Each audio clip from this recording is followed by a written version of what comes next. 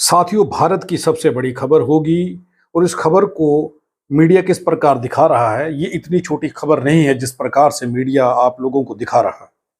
आप ये समझ लीजिए कि आज से 3 महीने पहले भारत के जिस गैंगस्टर को, लॉरेंस बिश्नोई को, जिसने सिद्धू मूसेवाला की हत्या करवाई थी, उस गैंगस्टर को कुछ मीडिया राष्ट्रभक्त बता रहा था। आप अंदाजा लगा लीजिए कि जो मीडिया उसे राष्ट्रभक्त बता रहा था आज से 3 महीने पहले, आज वही मीडिया ये खबर दिखा रहा है कि लॉरेंस बिश्नोई के खालिस्तान के आतंकवादियों के साथ संपर्क थे।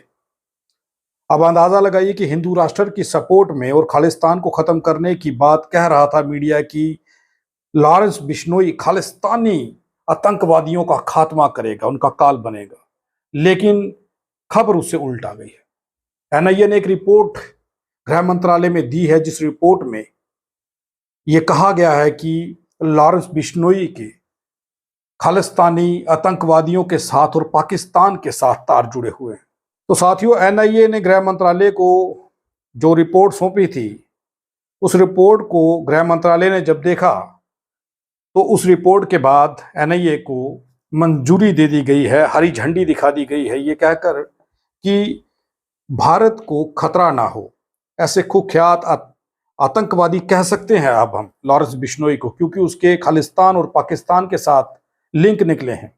ना जाने मीडिया अब उसे आतंकवादी कहने से क्यों बच रहा है, क्योंकि 3 महीने पहले उस आतंकवादी लॉरेंस बिश्नोई को, जो भारत के अंदर पाकिस्तान के साथ मिलकर के ड्रग्स ला रहा था, हथियार ला रहा था, खालिस्तान के आतंकवादियों के साथ संपर्क साधे हुए था, भारत के टुकड़े टुकड़े करने की कोशिश कर रहा था, उस लॉरेंस बिश्नोई को अब भारत के अंदर का गोदी मीडिया ना जाने क्यों आतंकवादी कहने से डर रहा है।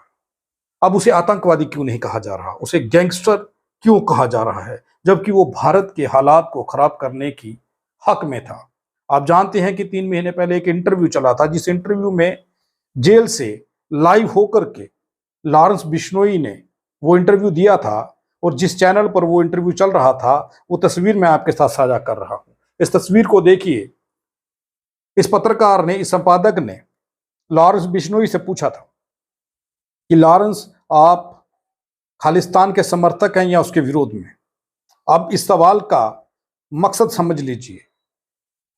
लॉरेंस बिश्नोई के माथे पर तिलक था, और उस तिलक लगवाने के पीछे या उस लॉरेंस बिश्नोई से यह सवाल पूछने के पीछे की मंशा क्या हो सकती है, जबकि लॉरेंस बिश्नोई ने उस वक्त यह कहा था कि मैं खालिस्तान के समर्थक में नहीं हूं, मैं उनके खिलाफ हूं।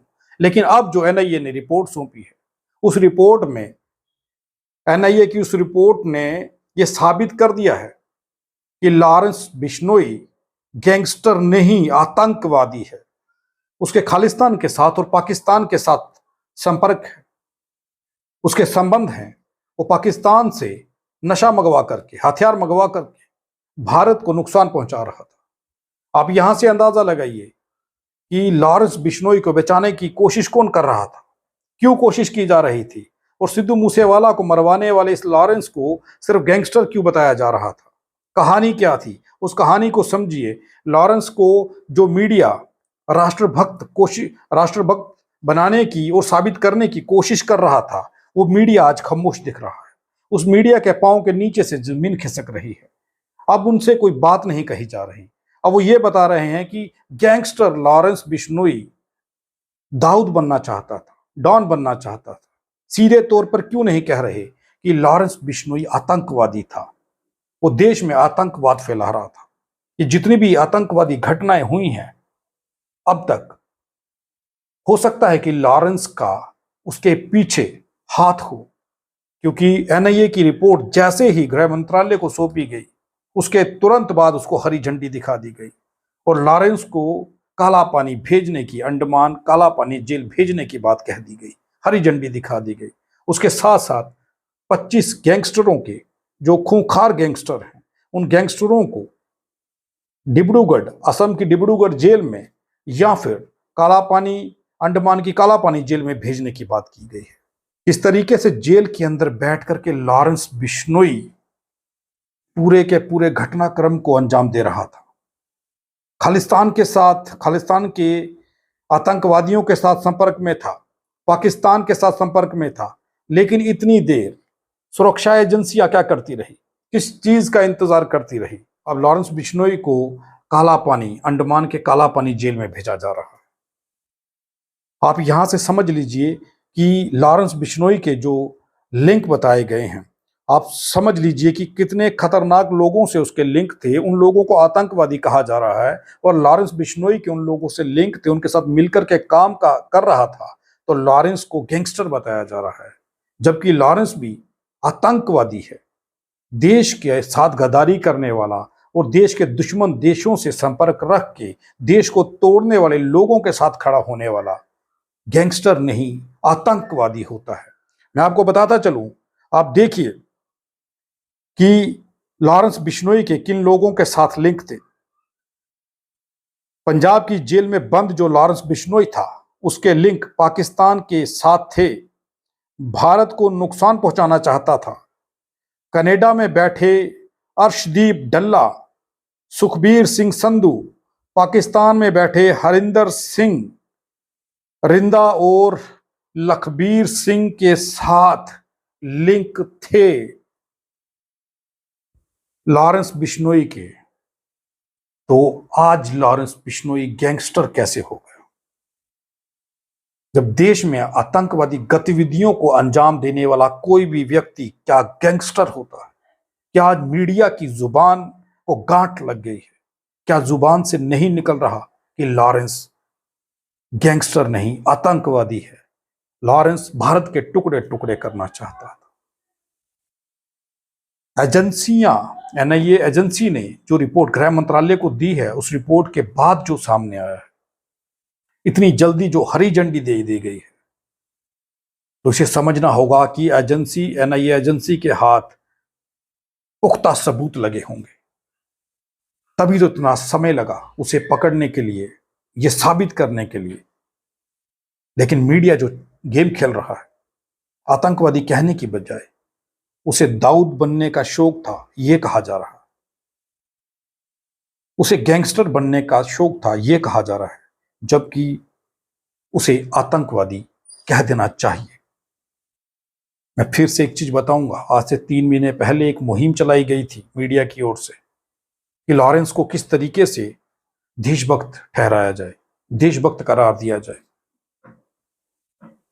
क्या हिंदू राष्ट्र के समर्थक लॉरेंस बिश्नोई और खालिस्तानियों के विचार एक ही हैं? अगर लॉरेंस बिश्नोई की इस कहानी को और एनआईए की रिपोर्ट जो गृह मंत्रालय को सौंपी गई है, और उसके बाद अगर उसे काला पानी भेजने की बात कही है, तो यहां से यह समझ लीजिए कि मकसद और मंसूबे एक जैसे हैं। पहले अमृतपाल और अब लॉरेंस बिश्नोई।